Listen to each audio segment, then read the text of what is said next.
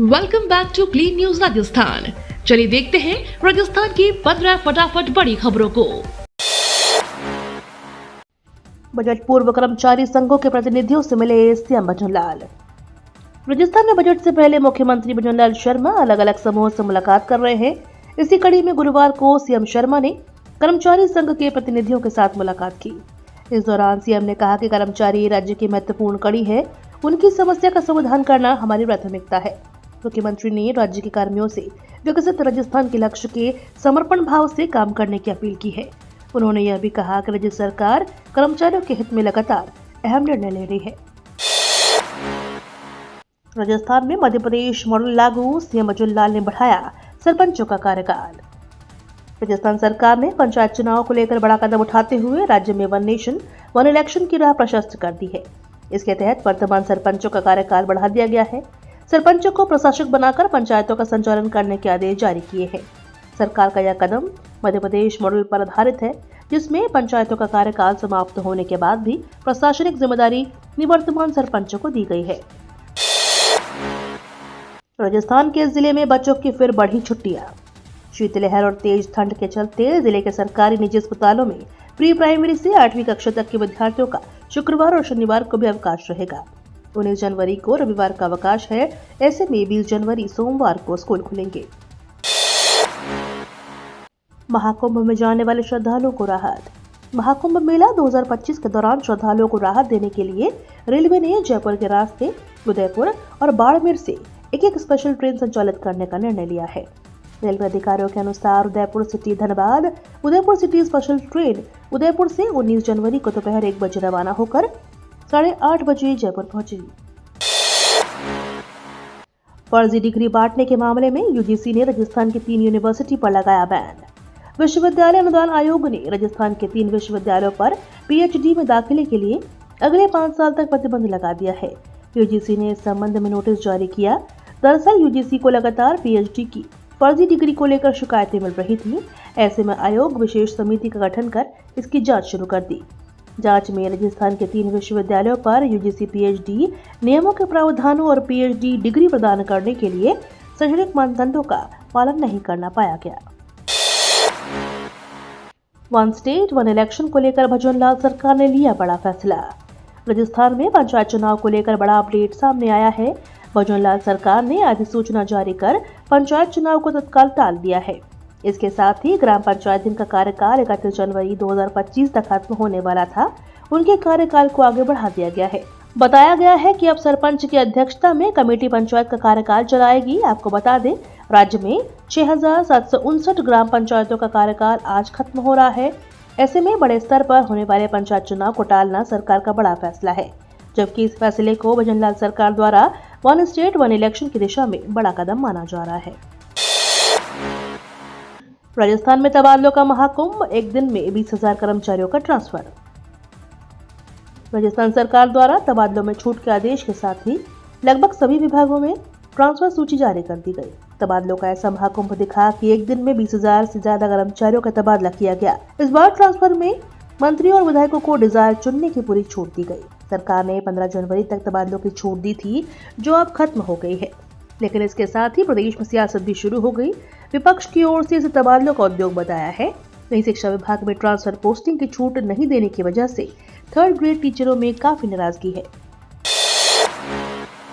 Local Rajasthani सामान अब आसानी से खरीद सकेंगे विदेशी। मुख्यमंत्री कार्यालय जयपुर में प्रस्तावित राजस्थान मंडपम और यूनिटी मॉल की कार्य योजना के संबंध में उच्च स्तरीय बैठक आयोजित की गई।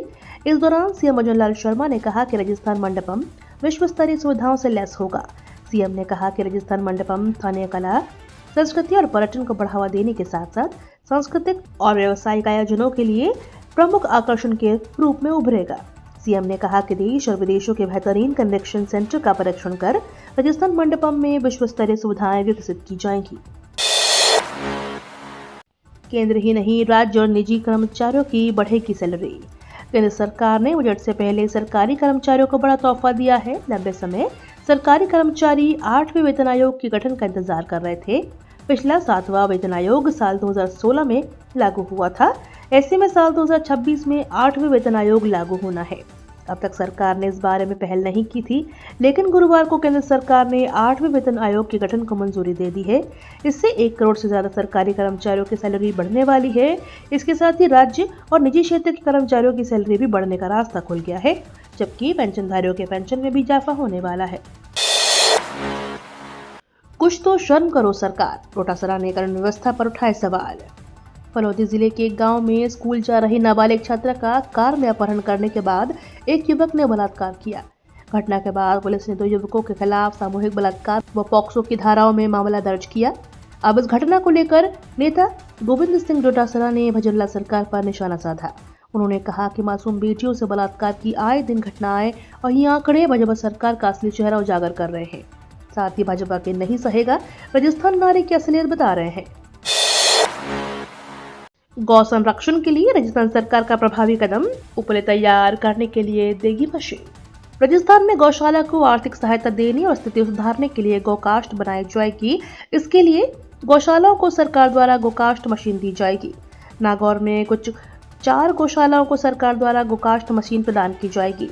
इस मशीन की सहायता से गौवंश के गोबर को सुखाकर लंबे काष्ठनुमा उपले तैयार किए जाएंगे, जिन्हें लकड़ी की तरह ईंधन के रूप में काम लिया जाएगा। गणतंत्र दिवस के राज्य स्तरीय आयोजन को लेकर एक्शन में सीएम भजनलाल। इस वर्ष 26 जनवरी को 76वां गणतंत्र दिवस पूरे देश में हर्षोल्लास के साथ मनाया जाएगा। राजस्थान में इस अवसर पर झीलों की नगरी उदयपुर में राज्य स्तरीय समारोह आयोजित किया जाएगा। मुख्यमंत्री भजनलाल शर्मा ने समारोह की तैयारियों को लेकर उच्च स्तरीय बैठक की अध्यक्षता की है और अधिकारियों को निर्देश दिए हैं। उन्होंने कहा कि गणतंत्र दिवस समारोह में राष्ट्रीयता की भावना के साथ साथ सांस्कृतिक विविधता को भी प्रस्तुत किया जाए। नीट यूजी 2025 एग्जाम नोटिफिकेशन जारी, सिंगल शिफ्ट में होगी परीक्षा। नेशनल टेस्टिंग एजेंसी ने National Eligibility cum Entrance Test 2025 के आयोजन का नोटिफिकेशन जारी कर दिया है। यह परीक्षा पेन और पेपर मोड में एक ही दिन और एक ही पाली में आयोजित की जाएगी। नीट का उपयोग देश भर के सभी मेडिकल कॉलेजों में अंडर ग्रेजुएट लेवल के पाठ्यक्रमों के प्रवेश के लिए किया जाएगा। इसमें BAMS, BUMS और BSMS जैसे आयुष पाठ्यक्रम शामिल है। साथ ही यह परीक्षा राष्ट्रीय होम्योपैथी आयोग के तहत BHMS पाठ्यक्रमों में प्रवेश के लिए भी अनिवार्य है। भारत मोबिलिटी एक्सपो पहली बार 34 कंपनियां ले रही हिस्सा। आज से भारत मोबिलिटी ग्लोबल एक्सपो 2025 की शुरुआत हो रही है। इसमें मर्सिडीज, BMW और YBT जैसी 34 नामी कंपनियां हिस्सा ले रही हैं।